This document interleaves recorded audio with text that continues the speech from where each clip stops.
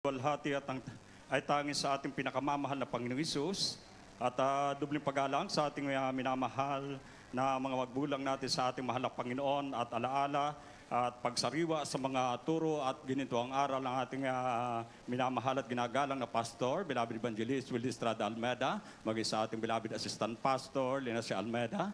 Amen. Purihin ang ating dakilang Diyos at pagbati sa buong Beloved Almeda family. Amen. Praise the Lord. At ganun din, magandang gabi po sa lahat ng ating pong beloved preacher, beloved worker, beloved brethren, at sa lahat po ng ating pong bisita, purihin ang ating dakilang Diyos. At mga minamahal, nagpapasalamat po ako sa ating pinakamamahal na Panginoon sapagkat dito po sa banalagawain ng ating dakilang Diyos, dito po sa Jesus Miracle Crusade International Ministry, dito po pinagpalang lubusan ng ang aking buhay, maging yung aking pong pamilya. Dahil dati po mga minamahal, bago po ako na-save dito po sa banalagawain ng ating dakilang Diyos, bagamat tinuruan ako at pinalaki ako ng aking mga magulang na may takot sa mahal na Panginoon at lagi po kaming dumadalo sa ibang panambahan. Subalit napakabuti ng ating dakilang Diyos dahil dati po mga minamahal, bagamat ako po ay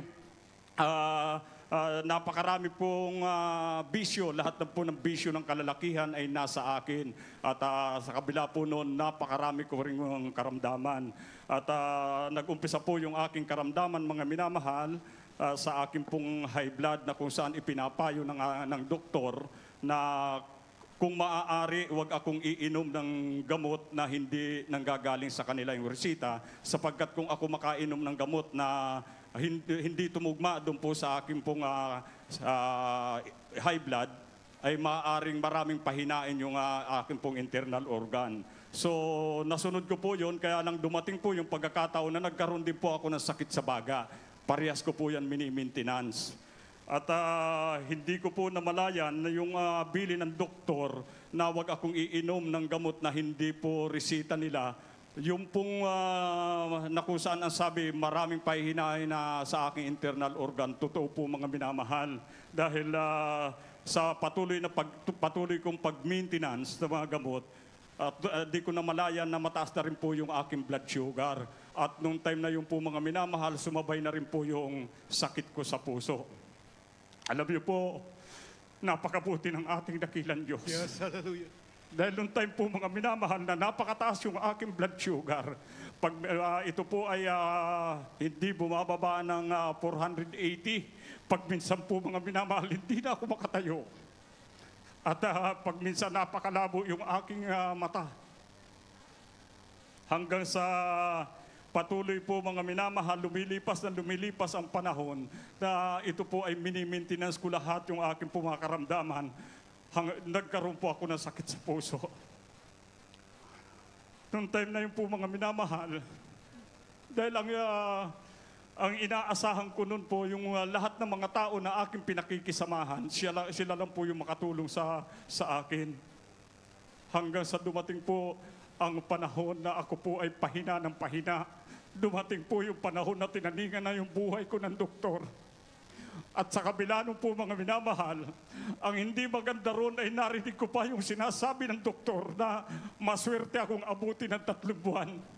Noong time na yung po mga minamahal, hindi na po, natatakot na po akong matulog sapagkat iniisip ko, baka pag ako ay nakatulog, hindi na po ako magising. At ang laging prayer ko noon po mga minamahal, wag umabot, wag nang dumilim o wag nang gumabi. At pagkagabi naman po mga minamahal, ang prayer ko, wag nang mag-umaga. Dahil paikli ng paikli yung itinanay sa akin ng doktor. Maraming salamat sa ating mahal na Panginoon. Dahil naalala ko po mga minamahal, may naghahayo, may nagsishare ng kabutihan ng mahal na Panginoon. Nandito po sa Jesus Miracle Crusade, mayroong Diyos na nagpapagaling. That's right. Mayroong Diyos na tumutugon sa lahat ng mga panalangin. Kinausap po ng, dati po nasa taas pa po yung panambahan doon po sa taas po, sa Mikawayan po mga minamahal.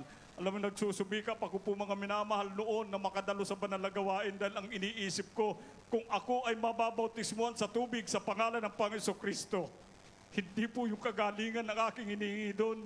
Ang alam ko po mga minamahal, pagka nabautismuhan, bawiin man ng Panginoon Diyos yung aking buhay. Meron pong kaligtasan na naghihintay sa akin. Amen. Hallelujah. At lagi kong ipinapanalangin sa mahal na Panginoon, kung ako'y bibigyan pa ng panibagong buhay ng ating dakilang Diyos, yung buong buhay ko gamitin niya. At maraming salamat sa ating mahal na Panginoon kung hanggang doon na lang yung aking buhay. Maraming salamat sa buhay niya, ipinahiram niya sa akin. At nung ako po ay mabautismuhan sa tubig sa pangalan ng ating mahal na Panginoon Kristo, grabing himala ang ginawa ng mahal na Yes, Panginoon glory to sa God. akin. Yung high blood ko po mga minamahal na mini-maintenance ko almost 8 years na hindi ko masumpungan ng kagalingan. Bigla itong pinagaling ng ating mahal na Panginoon. Yung blood sugar ko po mga minamahal dati na kung saan napakaraming bawal na pagkain.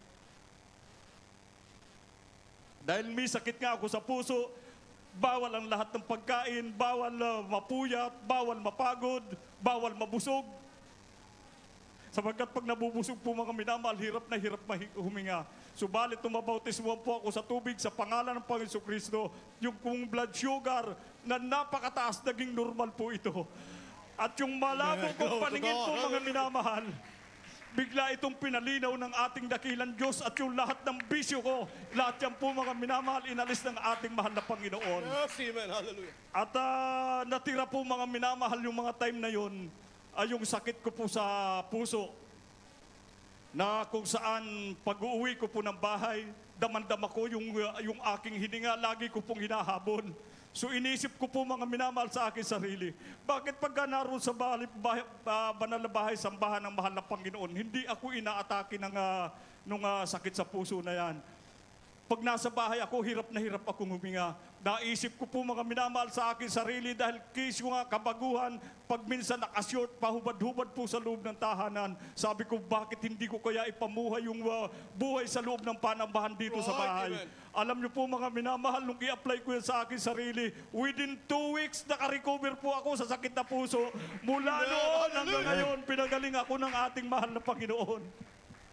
Purihin ang ating dakilang Diyos at sa mga pagpapala po mga minamahal. Alam niyo po, dati kami nakatira lamang po sa release ng tren, as in sa release po mga minamahal. Dahil yung release na yan po, wala na pong babiyahe yung tren yan nung araw. Sa kahabagan ng ating mahal na Panginoon, pinagkalooban kami ng isang tahanan. Nung matutunan namin ang ipinangangaral ng ating beloved pastor, beloved evangelist Will Estrada Almeida, na magtapat lamang kayo, lahat ng mga pagpapala at biyaya ay pagkakaloob sa iyo ng ating mahal na Panginoon.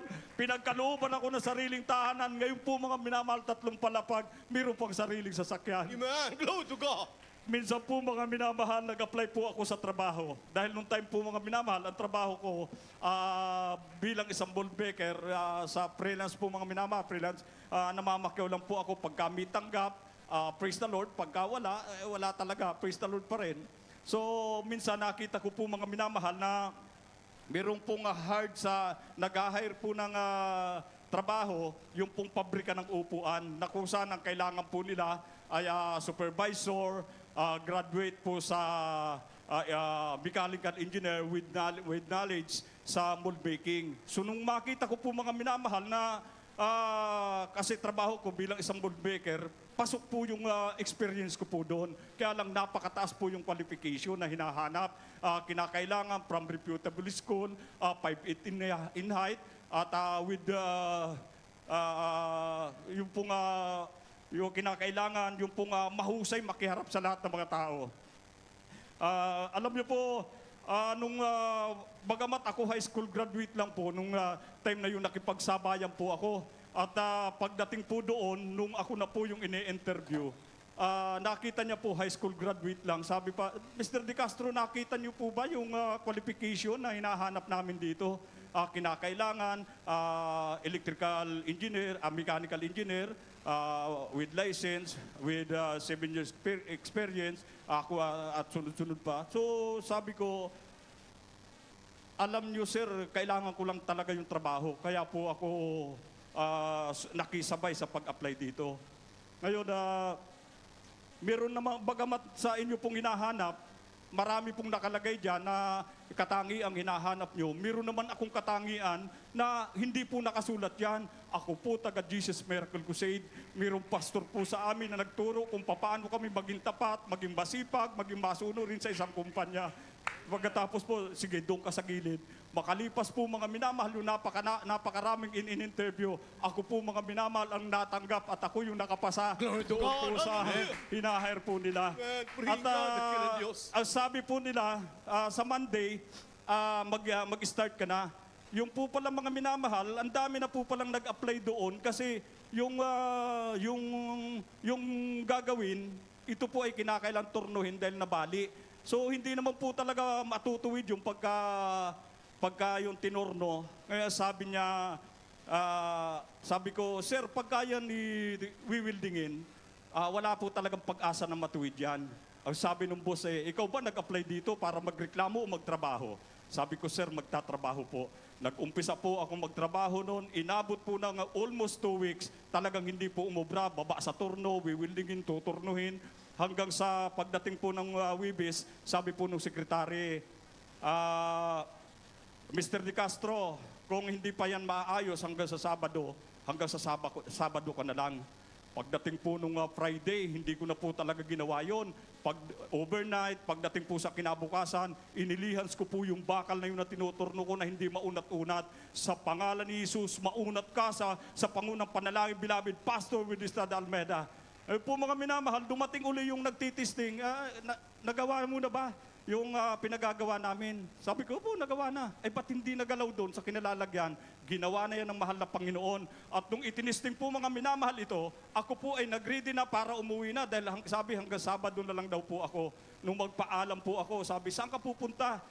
Uwi na po kasi sabi niyo hanggang Sabado na lang ako pag hindi na ayos yung ginawa ko. Sabi po nung boss sinong may sabing hindi nagawa, naroon pinoproduction na. Purihin ang ating mahal na Amen. Panginoon. Hallelujah.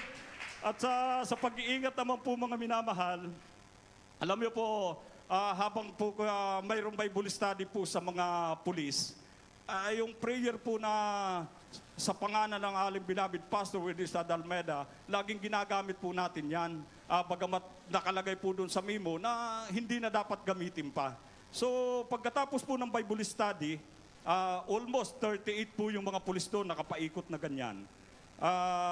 Pagkatapos po yung closing prayer na, nagtanong yung commander, bakit ba laging kung kayo mananalangin, ginagamit nyo yung sa pangunang panalangin ng inyong pastor? Bago po mga minamahal ako makasagot, biglang pumutok yung Armalite na nakalabit dahil kasi turnover po mga minamahal nung pang-araw at panggabi. Pagputok ng Armalite, ang narinig ko lang po isang putok lang na puno ng usok doon sa loob ng opisina. Hanggang sa walang galawan po mga minamahal, nakikiramdam kung may tinamaan. Nung mawala na po yung usok, mabuti yung sa kahabagan ng ating mahal na Panginoon, yung 4 na bala, doon lahat kumagat po sa tiles, hindi po nag-bounce. Ngayon sabi ko doon sa commander, yung katanungan nyo kung bakit lagi namin ginagamit ang sa pangunang panalangin, beloved Pastor Wilistad Almeida, yun ang kasagutan. Pinag-ingatan lahat tayo ng ating pinakamamahal na Panginoon. Purihin ang ating dakilang Diyos. At nung minsan naman po mga minamahal, meron pong yung pong warden ng jail warden dito po sa Mikawayan Jail, nalipat po sa Malulos. Pagdating po doon, tinawagan po ako, bakit hindi kayo mag-conduct ng Bible study rin dito sa Malulos? So, ang ginawa ko po mga minamahal, pumunta po ako ron at nakipag-ugnayan po ako sa ating pong beloved worker po doon sa Malulos Outreach. At pagkatapos namin makapag-start ng Bible study, ay itinurn over ko na po sa kanila. At makalipas po yung 2 buwan, tumawag sa akin yung warden, bakit hindi ka na ba pumupunta rito? Sabi ko, sir, pupunta ako dyan, katunayan papunta ako rito. Alam niyo po mga minamahal, alas 9 ang umpisa ng Bible study, alas 8:30, narito pa ako sa Marilao.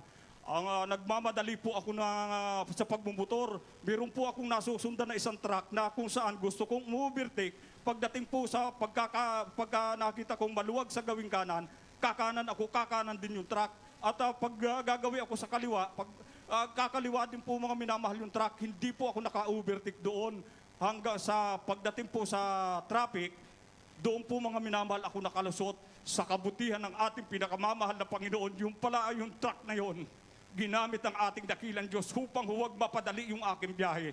Dahil sa una-unahan po mga minamahal ng Bukawi, nakita niyo po yung flyover na yon, pagbaba po ng isang SUV, may tinamaan po siya yung isang tricycle, naghiwalay po yung sidecar niya, at dito na po tumakbo sa counter. Almost siguro mga kalahating kilometro yon. Yung L300 po mga minamahal, tumigil na sa una-unahan ko at tumabi ako na ganyan. Dahil iniisip ko po mga minamahal, hindi makakarating sa amin dahil napakalayo po yung pagitan. Alam niyo po mga minamahal ko, tuloy-tuloy yung SUV na yon. Hanggang sa malapit na sa aking kinatatayuan na kamotor sa gitna po mga minamahal, may isa po mga van na lumusot, tumigil sa harapan ko, doon po sila nagsalpukan. Purihin ang ating mahal na Panginoon. Wala ko po nasabi doon, in Jesus' name. Sa kahabagan ng ating mahal na Panginoon, alam niyo po mga minamahal, on the spot, almost 7 po mga minamahal yung namatay. Ako po ay pinag-ingatan ng ating pinakamamahal na Panginoon sa Praise, Kristo. glory to God. Dagdag ko lang po mga minamahal ko. Yung last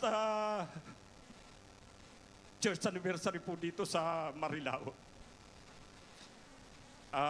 Maraming salamat sa mahal na Panginoon sapagkat napakaikli po yung pamimigay po namin ng paanyaya. Pero yung nagpaunlak po mga minamahal na baguhan, almost 200. At yung nabautismuhan po doon, 106 habang yung going po yung anong pong anniversary. Pero po habang namimigay po kami ng leaflets, 3 po yung nabautismuhan, bali 109. At nung pagkatapos po ng gawain, umuulan po noon, yung lahat ng mga baguhan po natin, hindi po sila makasakay-sakay sa L300 dahil may kinakailangan isampa po na wheelchair. At nung wala pong magbuhat, sabi ko, nag-volunteer na po ako na lang po magbubuhat. Pagbuhat ko po mga minamahal, bigla pong bumaba yung aking bituka. At nung mangyari po yun, nanginginig yung aking katawan. Halos hindi na po ako makahinga. Nakarating po kami sa bahay. Hirap na hirap po akong huminga. Wala po akong binabanggit. Maraming salamat sa mahal na Panginoon. Kung kukunin mo ang buhay ko ngayon, napakarami namang naligtas ito pong anniversary. Hanggang sa dumating po yung pagkakataon na hindi ko na kaya, tinitingnan ako yung kalagayan ko ng aking mga mahal sa buhay, dinala po ako ng ospital at pagdating po doon, ang ginawa ng doktor, ni-revive po ako. Bigla po akong binuksan yung dito sa akin sa baba para mabalik po yung bituka. Alam niyo po mga minamahal, nung time na yon, yung oxygen ko po umaabot ng 78, 80, doon po naglalaro. At yung BP ko po mga minamahal, bumaba ng 70 over 60. Maputi na po ako mga minamahal at yung aking katawan na ito, maitim na po yung pababa na ganyan. Sabi ng doktor, mabuti pababa yung pangingitim, hindi pataas. Dahil totally po mga minamahal, nung ipinakita po yung aking bituka, ay talagang maitim na, na kung saan ang sinasabi, kung abutin man ako ng 2 oras, pwedeng malaso na yung loob ng aking katawan. Maraming salamat sa ating mahal na Panginoon. Alam niyo po mga minamahal ko, abot-abot ang paghingi ko ng tawad sa ating mahal na Panginoon. Patawarin mo po ako, mahal na Panginoon. Umabot ako sa ganitong kalagayan. Nung ako po ay makakatulog, nangungusap ang ating mahal na Panginoon. Anak, marami pang kaluluwang ililigtas.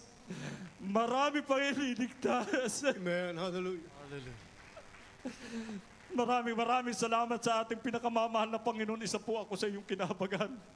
Ang lahat ng kapurihan at pagpapasalamat ay tangi sa ating pinakamamahal na Panginoon po lamang.